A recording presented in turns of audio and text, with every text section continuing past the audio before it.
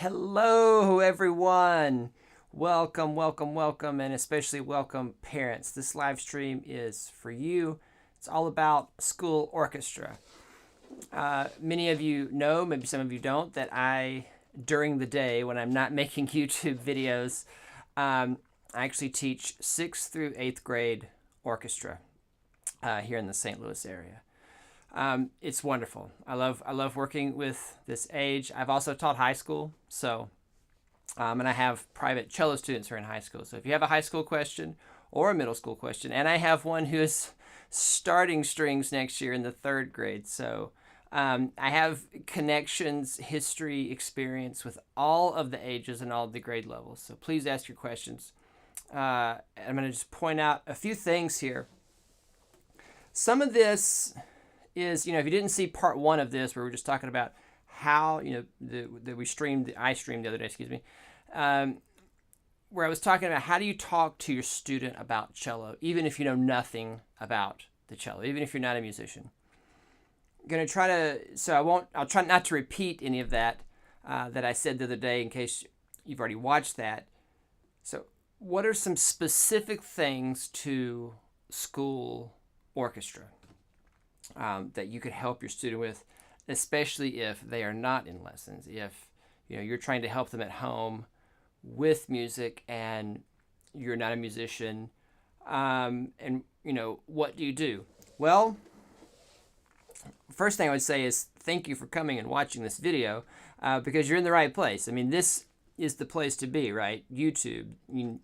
You can search for tutorials. You can look for the pieces that students are playing in orchestra. Especially with the pandemic and over the last 2 years, there are so many tutorials, for orchestra. And in fact, I have another channel where I post orchestra tutorials. I don't post them here on this channel because, this channel is for cello, right? It's for cello technique, how to play the cello.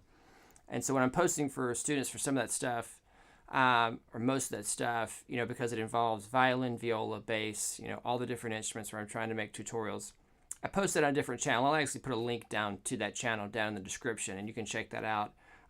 There are lots of tutorials, different pieces there. So that's something you can use during the school year. But I think, maybe we're experiencing some burnout from YouTube for the last 2 years. We've been watching so much of it, or it just feels like,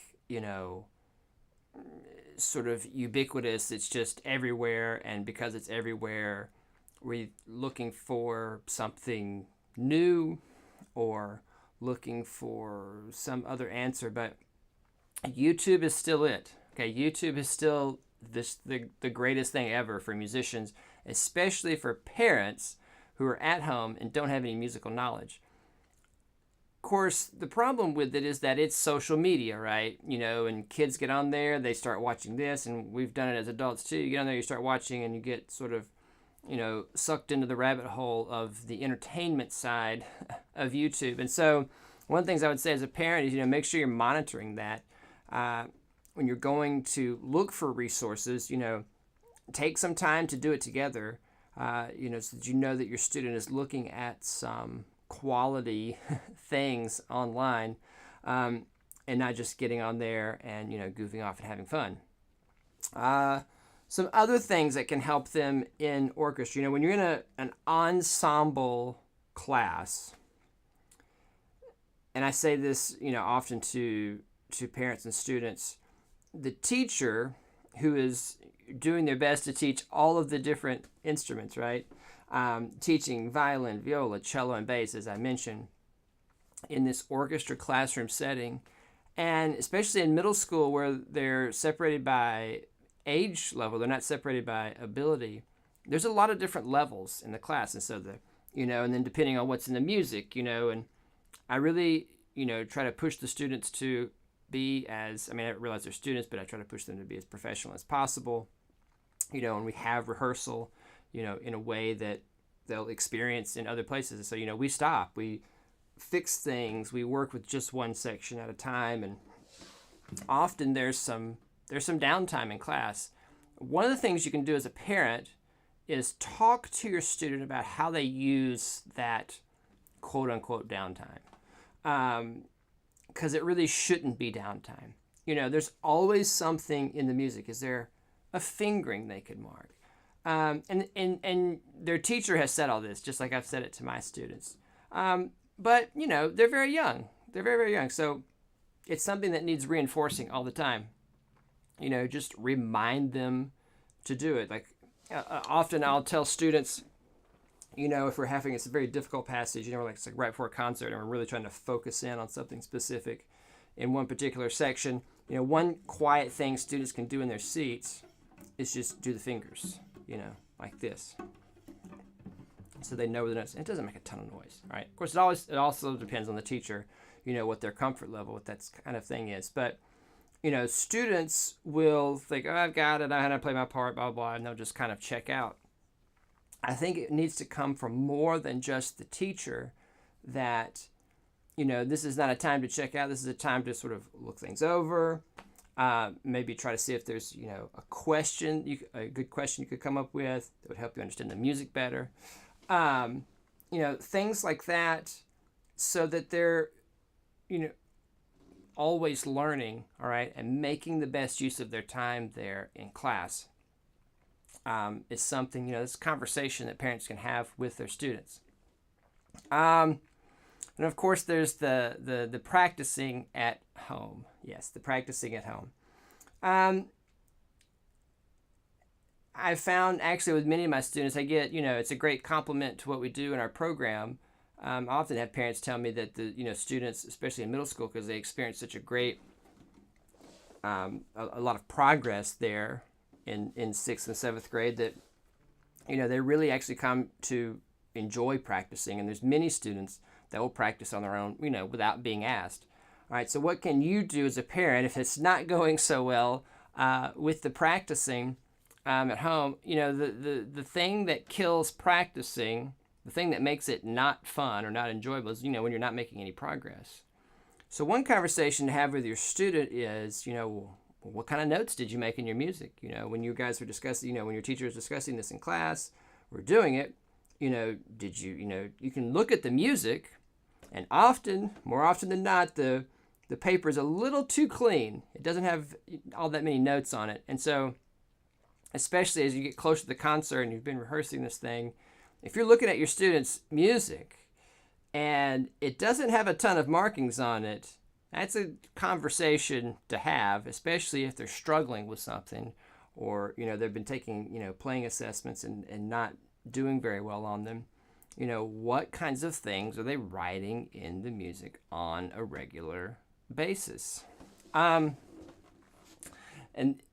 what I was going to get to that was setting goals during practice, right? Of course, the only way to set those goals is if you've written something down in the music and you remember exactly what it is that you're supposed to be working towards, okay? More often than not, especially the younger the student gets, they want to just sit down and play through everything, okay? And I've been talking about this from various perspectives all week in these live streams, is that the thing that makes or breaks practicing is deciding what you're working on, okay? I'm all about the timer here. Got the timer going, right? Timer cube I've been pushing all week. This is just a wonderful little device. But it's hard when you're a student, and this is kind of new, and just goal setting in general can be kind of new when you're very young, is, what am I supposed to be accomplishing when I'm at the instrument? And then you say it, and then you work on that, and then you hopefully accomplish it, all right, over the course of the practice session, and then you see what you can do, and all of a sudden practice becomes a lot more interesting because you actually went somewhere, you actually did something.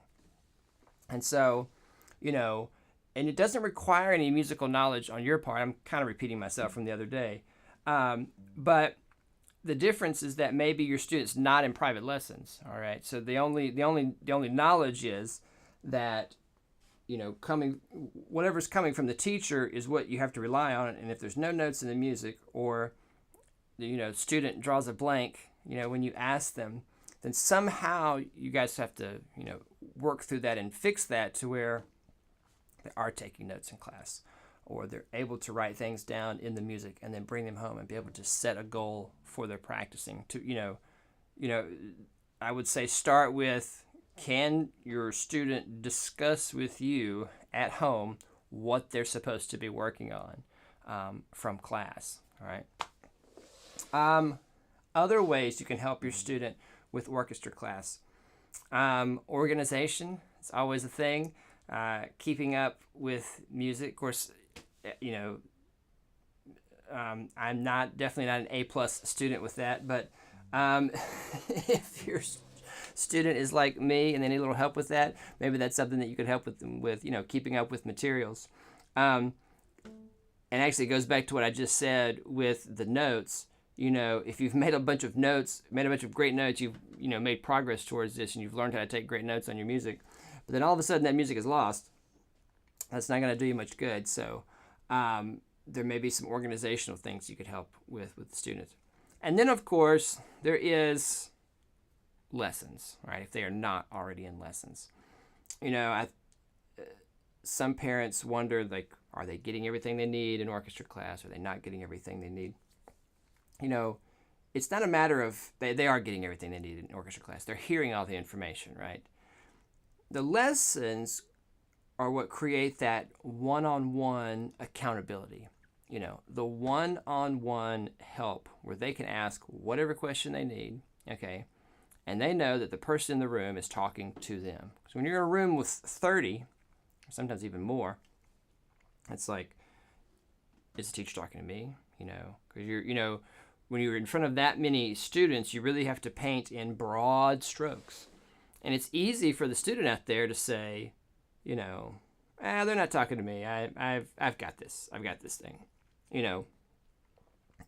The student that makes the most progress is the one that's going to go and check themselves on whatever the teacher is talking about, regardless of whether they think they've mastered it or whatever.